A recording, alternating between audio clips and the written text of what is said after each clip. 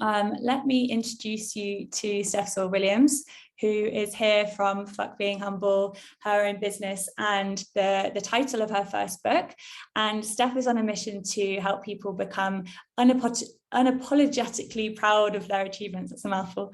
And she's doing that through a series of incredible workshops, events, talks, books. I'm sure you'll give a little bit more context, but Kathleen says, this is what I need.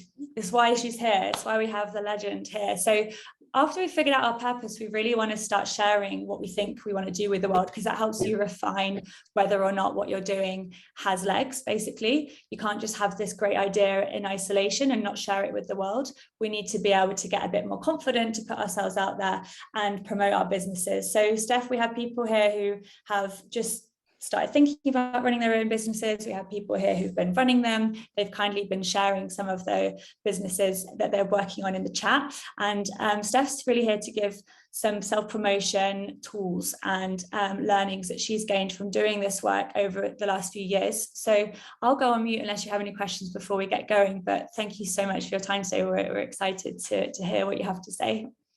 No worries. Thank you so much for having me. So hi, everyone. I'm Stef Sword-WIlliams, and I'm the founder and author of Fuck Being Humble. And I say that very proudly because I think everybody needs to learn how to fuck being humble. Now, today I'm going to talk to you about the importance of knowing how to self-promote as a founder or as a creator at the start of your journey, and really embracing that sooner rather than later, because it is going to be so important for you to get your name out there.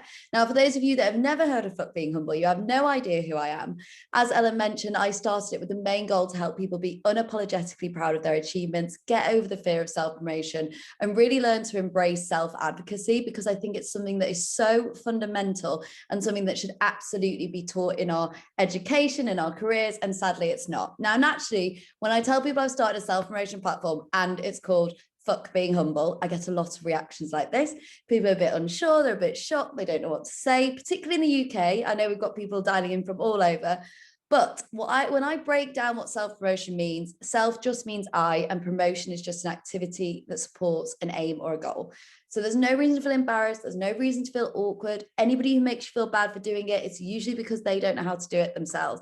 So as we go through today's session, I really want you to have an open mind with this speech that I give today, with all the tips, and be really absorbent of everything that I share with you, and try to let go of any preconceptions around self-promotion.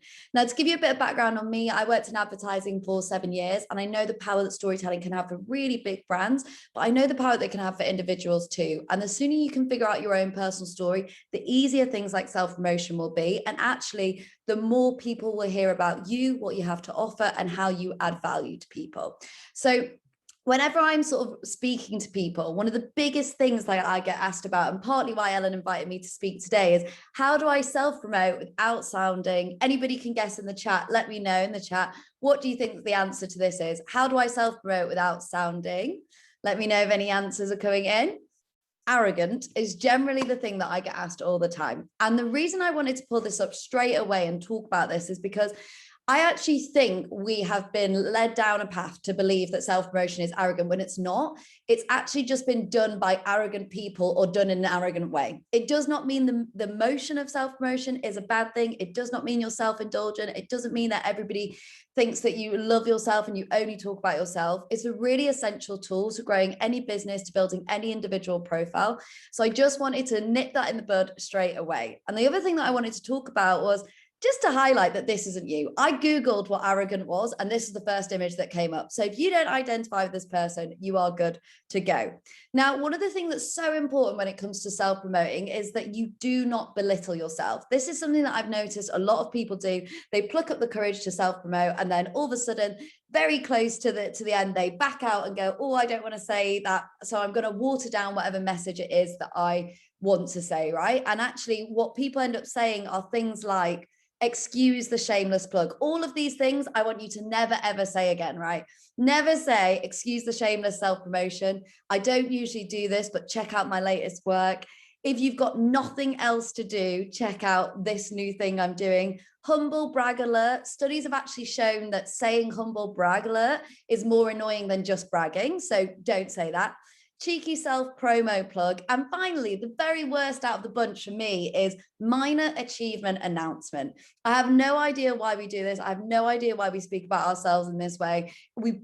When we are doing this, we are trying to water down our self-promotion to make ourselves more palatable. But like I say, it's actually more annoying, and you're better off just owning self-promotion and going straight into it. So I just wanted to give you a bit of a preamble of when you say these phrases, it doesn't actually go down how you think it does, right? So one of the things that I've done and what I've been doing over the last 4 years of growing Foot Being Humble is really thinking about how can individuals self-promote in a way that feels most natural to them, right? And I know when you look at a lot of professional development, a lot of career development, it's written in a very American tone. It can be a little bit cheesy. It can be quite forward. It can be quite in people's faces, like just go off and go tell people how great you are. I've really tried to write this in keeping with the UK market, so that as it is the hardest market to crack, so that any other market in the world that struggles with self-promotion can learn from an industry and a space where people really do not self-promote. So the model that I use and the technique that I advise people to use are the 3Gs. So when you're self-promoting, I'd encourage you to be genuine, be gracious, and be a giver. And I'm going to break down what each 3 of those mean. So when it comes to being genuine, I think in order to self-promote in a way that feels most authentic, most natural to you, it's really about being honest, open, and relatable. We've all seen how much people are being, fed up about social media and how great life is and showing the highlights. So actually it's super important that along with all the great wins that you're sharing, that you're actually really honest and relatable along the journey. Now, I had the opportunity to deliver a TEDx talk, and I'll be honest, I absolutely hate it. I think it's one of my worst pieces of my content, and I hate that it lives on the internet for everyone to see, right? And for 3 months, I sat on that achievement and did not share it with anyone because I didn't think it was the best version of me. And we're going to talk a little bit about perfectionism later on. But one of the things that I realized was I have to share this. This is so important. It's been a lifelong dream of mine. I have to find a way to share it. So I did it in an honest way. And I wrote an article saying why I hate my TEDx talk, but why I want you to watch it. And I explained that not everything we do in our careers will be perfect, but it doesn't make it any less of an achievement. I can't tell you how many people flooded my inbox saying, I wish I'd have seen this sooner.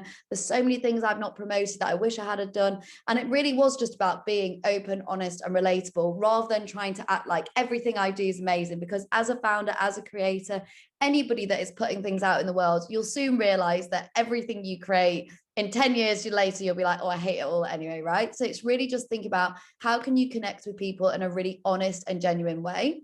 The second thing that I think is super important is to be gracious with self-promotion. So how can you acknowledge the people that were involved that help you get to that point? How can you give credit to people? How can you make sure that you signpost anyone that's supported you, anybody that's helped you produce that podcast or that video you've created or any of those things? And the nice thing about acknowledging other people with self-promotion is it takes the pressure away from just being about you, and actually you're celebrating and thanking the other people that helped you get to that point. The other thing is being really considerate and aware with how regularly you self-promote and when you do it. So I made the Forbes Under 30 list in just before the pandemic hit, 2 weeks before. And I was really aware that at the same time, job security was quickly fading, redundancies were happening. It was a really strange time. So rather than just go out to the world and say, I did this, I'm so proud, I actually shared that I nominated myself for Forbes Under 30, as do many people, in case you didn't know, spoiler alert. And I actually shared how I nominated myself, why I did it, and some of the questions I got asked. And I shared how I went through that process. And again, by making people feel part of the journey, they actually engage with that more. And also with awareness, it's just about how frequently you're doing it. If every Instagram post or LinkedIn post or meeting you go into, you just talk about yourself and how great you are, it's obviously going to become grating in some ways, but it's about thinking, how can I give? And then when I self-promote, people really engage with that too.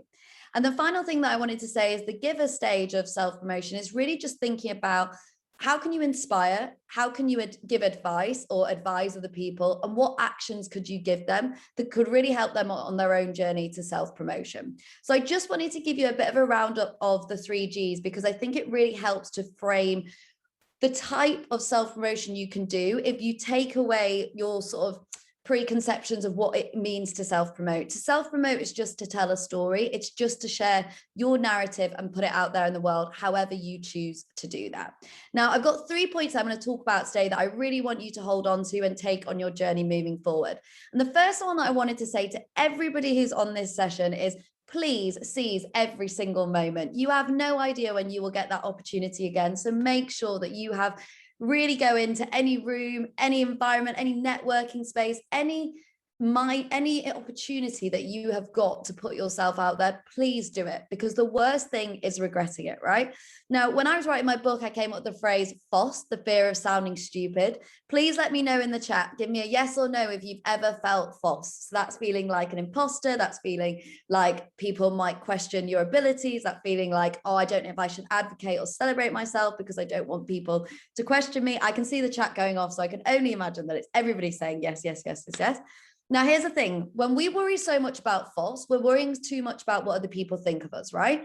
Now, what I want you to be more concerned about, and I'm sorry it doesn't sound anywhere near as good, is FOBD, right? And FOBD is the fear of being generic, because when you worry about sounding stupid, you minimize yourself and you undersell your offering. So I want you to be more concerned about being generic than sounding stupid. And if you are focusing in on actually how can I stand out instead of blending in, you're going to have a much better impact with your self-promotion. Now, as a founder and as somebody who has started a side hustle, grown a business, put myself out there on numerous times, there are going to be points on your journey where you have a self-inflicted meltdown. And I'm just going to talk you through the emotions, right? It starts with, wow, this is an amazing opportunity. I can't believe this has landed. I'm so excited about this. Then the next thing you do is, I just need to change this thing. Then you start to question whether you're enough. Again, let me know in the chat if you experience any of these things as I'm going through.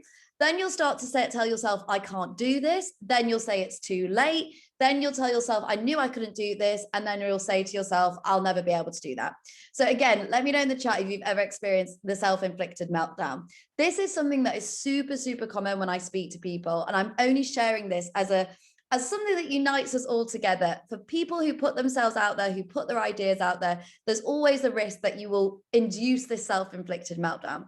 But when this happens, it's really important that you recognize what's happening and that actually the only person who can get you out of this is you, right? Now, one of my catchphrases, and always has been, is blag now, worry later. And what I mean by that is it's really about not fake it till you make it, because I think when people say fake it till you make it, you're actually faking it. Blag is to persuade someone that you can do something. So when I say blag now, worry later, you persuade someone now and you will figure out how to do that along the way. So let go of that self-inflicted meltdown and focus on making sure you say yes to opportunities, you put yourself forward, and you worry about how you get there on the way. Now, Daniel Pink is a brilliant author and he's written a great book on the power of regret. I'd highly recommend everybody to check it out. One of the biggest regrets that really stood out to me was boldness regret. And what he said was boldness regret is one of the top 3 types of regrets, which is where people just wish they'd have spoken up. They wish they'd taken up that space. They wish they'd have asked for that promotion, that pay rise, that bigger number, that negotiated higher. So as I'm going through today's session, what I really want you to hold on to is just to never have that boldness regret. And the best way you can do that is by saying, fuck being humble. Because staying silent absolutely requires less energy in the moment. Of course it does. But what it does is develop more regret in the future. And I don't want you to regret things in the future. I don't want you to regret things down the line. So what's super important as you go through your journey is, 1, you know your why, so you feel ready. If somebody asks you, why are you doing what you're doing? You have that ready. If you fumble over that as somebody who is trying to get paid for their talent, somebody who's trying to get paid to launch their business or any of those things, that's not going to build trust immediately. So you want to be able to build trust and confidence with other people. The other thing that is super important, it's why I'm here today, is to be really intentional with your narrative, right? It's so important that if you want to be seen in a certain way, if you want people to talk about you when you're not in a room, how do you want them to speak about you? And how are you being intentional with the narrative that you put out there to ensure that happens? And then finally, I always say, adopt a now or never mindset. Like, you literally just have to look at each situation and go, it's now or never, I'm going to go for it, because the biggest regret you will have is that boldness regret as you go through. Now, one of the things that I think is super important and can happen so easily is really trying to make sure that you reduce any opportunities to back out, and in brackets, get your shit together, right? And what I mean by that is make sure your website's up to date, have business cards ready if it helps, make sure you've got marketing materials to put yourself out there, make sure you have that elevator pitch.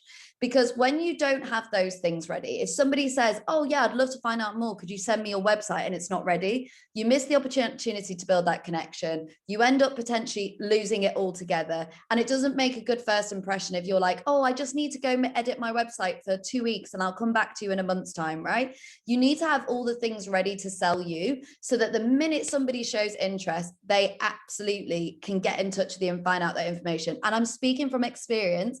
I used to hate, I designed all of my brand at the very beginning and it looked awful. And I used to hate my marketing PDF with all my workshops in that would sell my talks, right? And until I got a designer to redesign it all, I used to cringe at sending it off. The minute I got a designer to redesign all of my marketing materials, I was sending it before they were even asking. So really make sure that you've got the materials you need, not just the actual spiel and getting that written. It's then about how you document that and catch that in materials that you can use to promote yourself. A couple of really nice things that I wanted to share. So I was at an event recently where the amazing founder of Let's Gel connected with me, and she was telling me all about her new app, website, which is essentially trying to help people organize their calendars together and to be able to connect.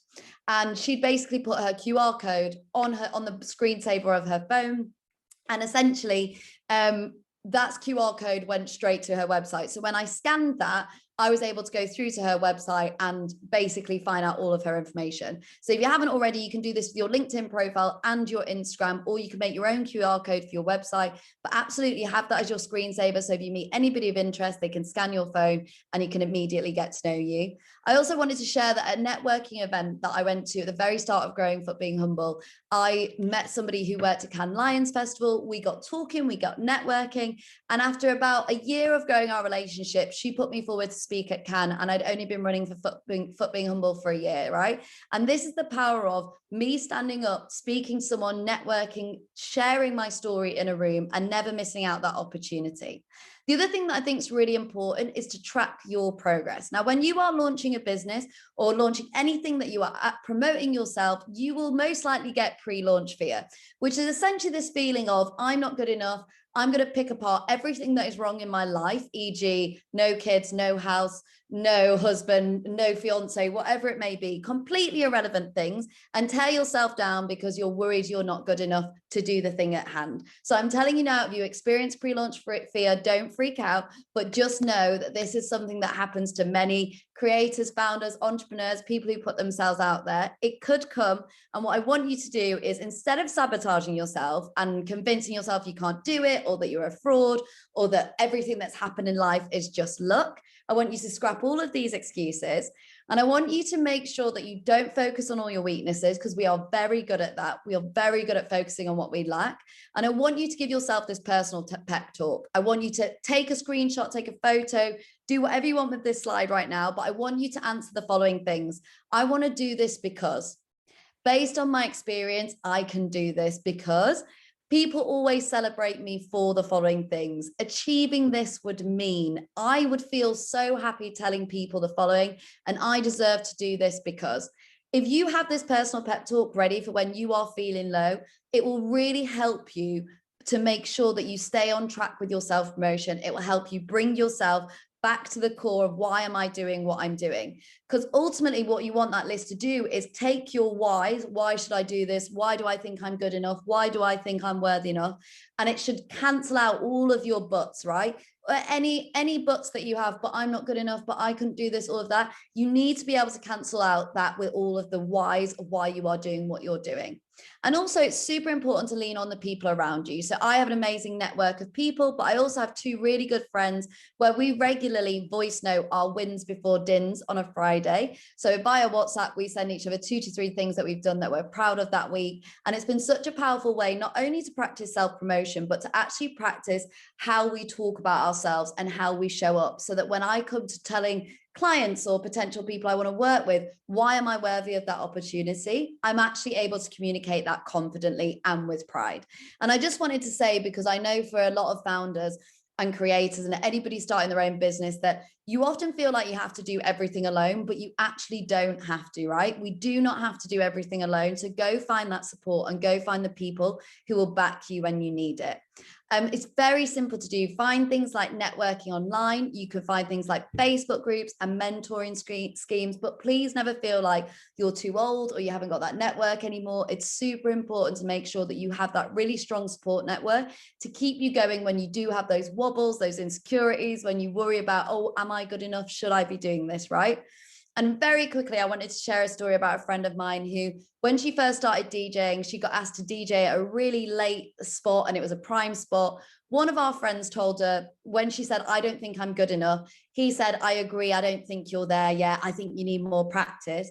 I came home and I was like, I don't agree at all. I think you've got this. I think you need to go out there. I think you need to foot being humble, own that stage, go do it. And I'm very proud to say she's a global DJ. She's DJing all over the world. And that is the power of having people in your corner that believe in you versus negative people. So it's super important to remember the network you build around yourself will really have an impact on your self-belief.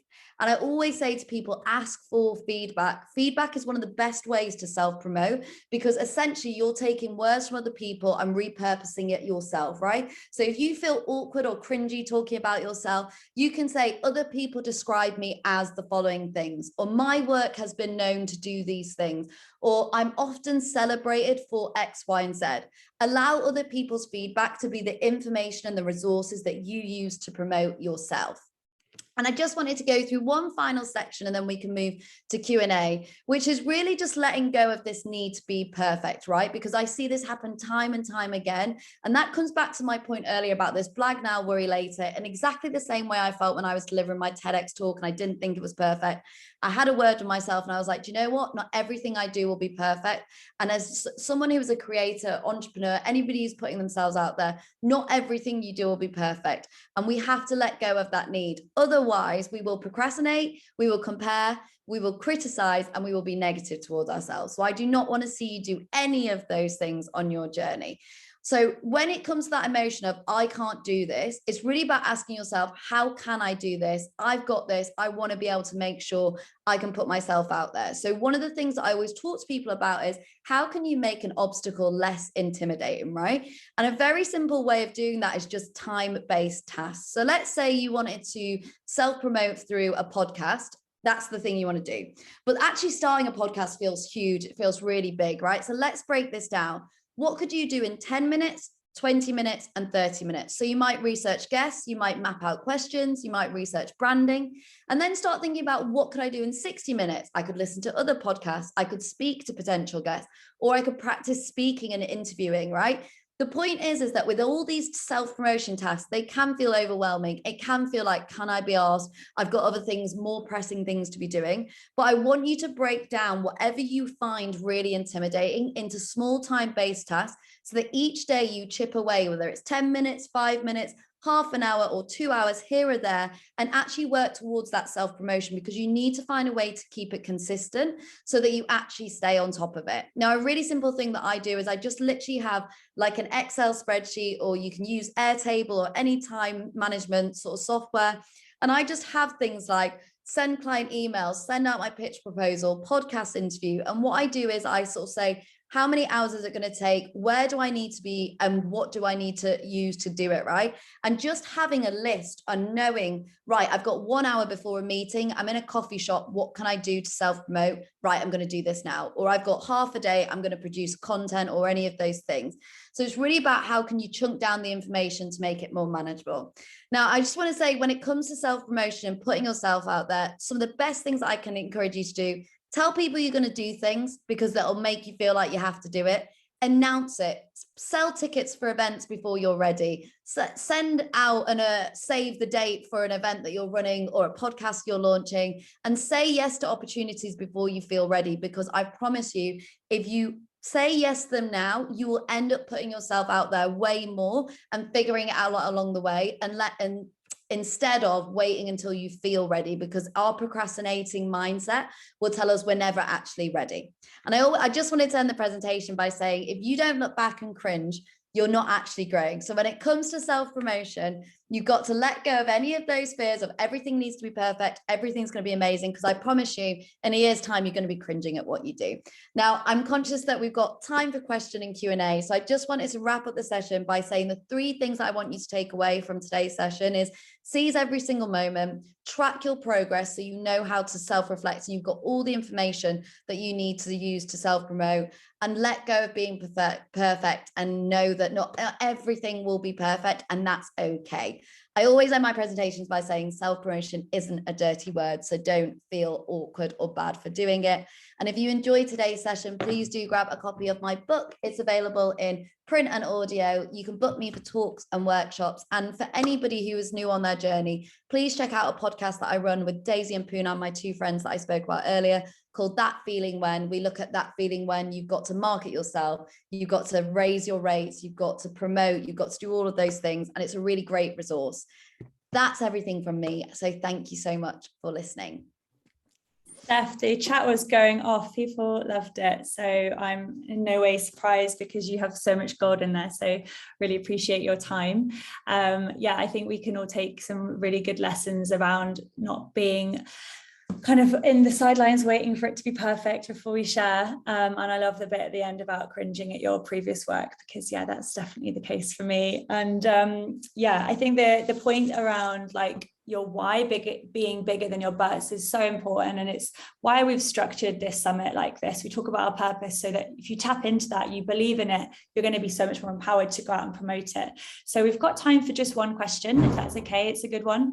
The individual hasn't actually shared their name, but they've written a little bit of detail, so I'll read it out to you. And they've asked whether you've had instances of introverts promoting themselves. How should they manage social interactions in the digital world? This person says that they're an ambivert and would love to share, but it takes a minimum of an hour to write a 6-line post. Then they feel really drained and low energy after it. Thank you, Steph. Do you know what? I think this is such a great question. I first of all just wanted to say, I actually would rather strip all labels of introvert and extrovert, because I don't think they're actually healthy for us as we go through our work. I know so many introverts that are 10 times better at networking than extroverts. And it's just these like limiting beliefs that have been put on us. So if I encourage everyone to do anything today, it's really try and break away from those labels, because I think they can have a limiting belief on what you think you're capable of doing. I just want to say, I think I'm exactly the same. I think it takes me an hour to write a 6-line post. So please know that you're not alone in that, and it absolutely can feel drained. A couple of things that I'd recommend. So try speaking what you want to say. So that's a really quick way to get out some of the things. So I know when I was helping a friend with their CV, they couldn't write their opening profile. And it was because they were trying to perfect that perfect thing. So I would try verbalizing either with someone or voice recording just all of your thoughts that you're trying to say, and then edit it that way, because that can be really useful. And then in terms of managing social interactions digitally, I mean, things like pre-scheduling content is super important. So literally allow yourself a full day to go, right, even if you spend 6 hours only creating 6 posts, that's all of that content done for next week. And then you've got into a rhythm, you might be able to produce more. But trying to produce batch content is a really great way to stay on top of producing any sort of self-promotion content out there. The other thing that I think is really important is that not everything needs to be done online. Like I've talked about a lot of online examples, but I actually think it's so important to physically in-person self-promote and network as well. So please don't feel like you only have to do things online. Like I've barely been posting on socials recently, and it's just because I've been actually having a face-to-face interaction. So just know that your self-promotion is like an ecosystem of different ways of engaging with people, and however you choose or however you feel most comfortable is the most important. So don't try and self-promote in a way that doesn't express or show you in the best possible way. So if I'm terrible at speaking on video and I absolutely hate that, then I just won't do it. You know, there's better ways to promote and sell me. So I think first of all, just know you're not alone, and that it does take a while to create content. I think anybody who's a content creator can admit that. Try and pre-schedule things, try and allocate a whole day that you dedicate to it. And if you're feeling like you're struggling with it, try and find those people around you to support you, to help you, to bounce off, because sometimes it's so hard just coming up with things by yourself. And actually, you just need one conversation with someone that can help you, whether that's an accountability partner or a mentor. So I hope that helps. yeah, with that. Yeah, incredible advice. So yeah, I'm afraid that's all we've got time for, but you've got Stef's information. She has an incredible book which talks about all these things in more depth, and each chapter has so many pieces of gold nuggets for you. So we'll send a link to that again in the kind of post summit stuff. So until then, Stef, again, thank you for your time, and yeah, send some clap emojis, send Stef some love before she gets on with her afternoon, and stay around because we're going to talk more about sharing your confidence, sharing with confidence, and self-promotion. So yeah, thank you so much, Stef. Thanks so much, everyone. I hope you have a great rest of the session, and thank you to Ellen for inviting me to speak. It's been great to chat with you all today. Take care, everyone. Bye. Anytime. Thanks, Stef. Bye-bye. So I can see how much love there is for Stef. So yeah, we were really grateful to have her join us today. And we're now going to move on to looking at how you can overcome your own fears of either self-promotion or of basically starting to just have like conversations about the fact that you've got a business in the first place. And so what we're going to do is open up the workbook, and then we're going to talk about things that are in your control versus out of your control. So if I share my screen again in a moment, the point of this exercise is thinking about the fact that when you begin, you haven't got a track record in your space of being a business owner, of having kind of promotional activities that talk about your thing, your baby. And I remember that for the first time when I was starting my Instagram account for my coaching business, it felt so exposing. And as human beings, we are hardwired to avoid uncertainty and avoid vulnerability. It's just scary. We don't like it. It makes us stand out from the crowd.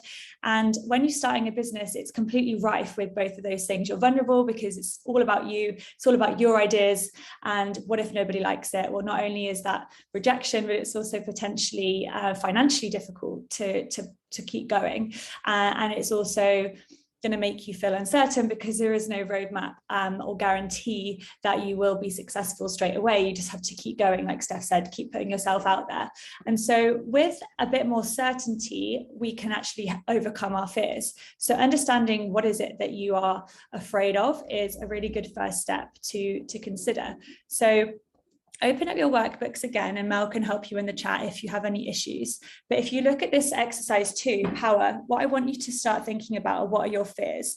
So if you're feeling brave, you might actually want to share any of your fears in the chat, but some of them might be that my first newsletter will be rubbish, or that I'm too old, or that I don't know enough, or that nobody's gonna want to buy my services.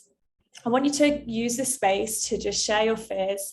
You don't have to put them in the chat. Obviously, this is for you, your workbook.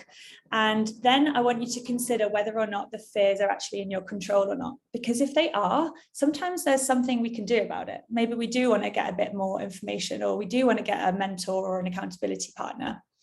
Maybe it's out of your control, like your age. You can't control your age, but could you give a positive opposite to reframe your fear? So if your fear is, I'm afraid that nobody will like my work and nobody will buy it, is that in your control or out of your control? Well, you have certain aspects of it that you're in your control. You can get more feedback.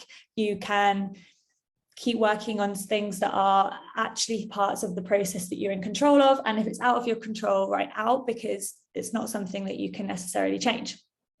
Then I want you to, in the third column, consider whether or not there are steps you can take.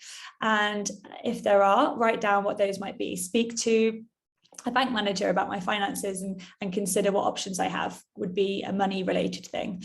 I'm actually going to use some examples in the chat that are coming through. Saya says, afraid that I'll just be that I want to write a book person forever instead of just doing the damn thing. So Saya, that's in your control, that fear, because you're afraid that you'll never do it. So it's in your control whether or not you do it. So what steps can you take? Maybe you could put a timeline around it. Maybe you could get some accountability for it and start writing these out. I'm afraid I won't make it in the social media world as Katja's point. So that is probably a combination of in or out of your control. So maybe back to Stef's point, if that one is true, that fear came true, there are other ways that you can probably promote your business outside of social media. And I know social media freaks a lot of people out, and that's why we've dedicated tomorrow afternoon to looking at platforms of marketing, social media, do's and don'ts. So stick around tomorrow for that. Who else has shared in the chat? I'm scared I'll get anxiety, and I'm not sure if it's just my body telling me that or too much pressure on myself. Yeah, 100%. This is a big one. We see it a lot in the coaching practice where people feel really anxious, really unsure. Should I do it? Shouldn't I do it? It's often a reason people, decide not to even start working with a coach, because there's just so many feelings of like worry when it comes to starting a business, and that can manifest in our body. And that's not a sign that we shouldn't do it. It's a sign we can manage it, and we can try and find ways to reduce our fears.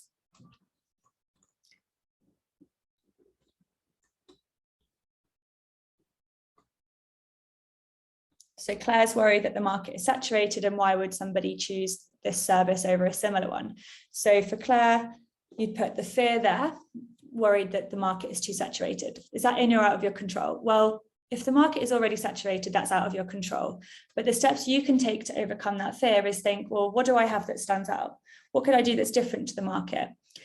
There's sometimes this belief that we need to be better at everything in order to succeed. I would say that you need to be better at certain points of the business. So maybe the way that you work with clients is different, or maybe your branding is different, or your prices. And economic utility rules share that if you are able to compete on price, time, availability, or place, you can kind of win against competitors. So that's a bit of jargon that we probably won't have time to go into now. But the point being, you don't have to win across all of those things. You could win across one or two.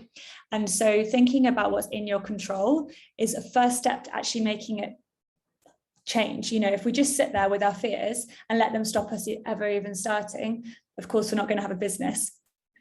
So Juju's advice, focus on your USPs and play to your strengths. Yeah, completely agree. And that's where if you play to your strengths, like Kay played to his strengths, writing a newsletter and let that evolve over time, he was able to figure out that there was a demand for coaching. And then after he figured out the demand for coaching, he built a really big, successful business off the back of it. And it started with a newsletter based on his strengths of writing and just reframing his ideas. So these are things in our control for sure. What else have we got here?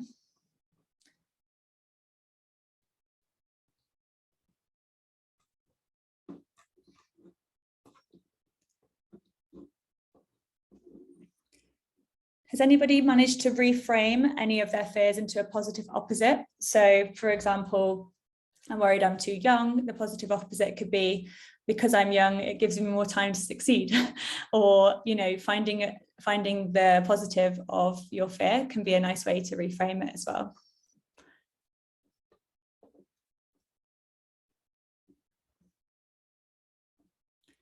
Another thing I want to say on this topic of power is like, you choose yourself in entrepreneurship. Nobody's going to come in one day and say, hey, Alex, you should start a business and I'm going to just completely give you everything you need. Unfortunately, that doesn't really work like that. The point is that you have to say, hey, I think I could do this thing. And you have to put yourself out into the world and start taking those steps that are exposing, that are vulnerable, and overcome those barriers. And this is easier to do if you have a plan. And this is something we talk about a lot at the Ask, is actually having a plan for your business so that you're not second guessing all the time and letting your fears just keep getting in your way. It's like, I've chosen to do this thing. I know why I'm capable of doing it. I know why I believe that I should do it.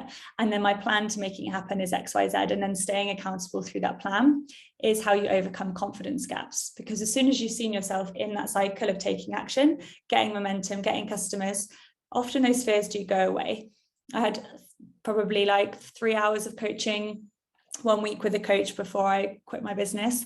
And, I was absolutely full of fears. And there are always going to be fears when you start your own business, and they don't just stop after you've started. Unfortunately, they keep coming. I've been pretty nervous about running the summit. It's a pretty big summit for where we're at as a company. And, there's been loads of hurdles. There's been loads of mishaps. If you were here at the start, my slides were not exactly the way they should have been. But, these are just things that we work through, and we we become much more confident, and much more of that self-belief is what will keep driving you to keep going and saying, yeah, I can do this. And so fears are just often things that we let be our excuses, but let them drive you. You know, let your fears be a reason to prove yourself wrong, that your fear shouldn't stop you from doing the thing that you love. So I'm going to see what's come up in the chat.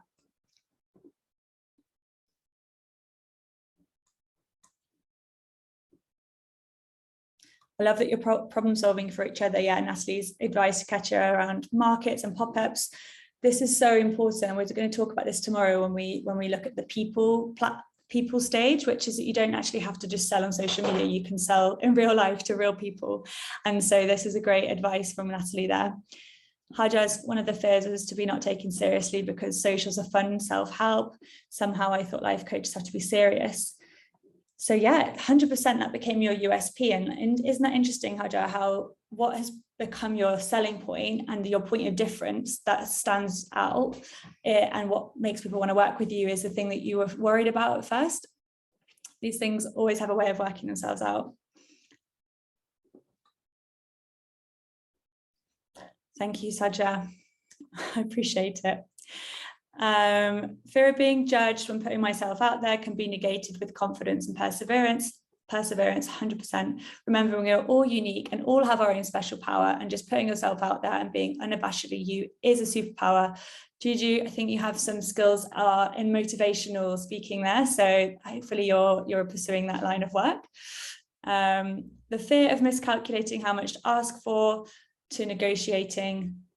Yeah, so this fear of miscalculating how much to ask for me, it feels like one that's kind of in your control. Like, get some more information, try and overcome some of the hurdles of negotiation, maybe reading books about negotiation, getting advice. Like, we do risk being negotiated down and losing, but we will learn something in the process. So it's something that's both in and out of your control to an extent.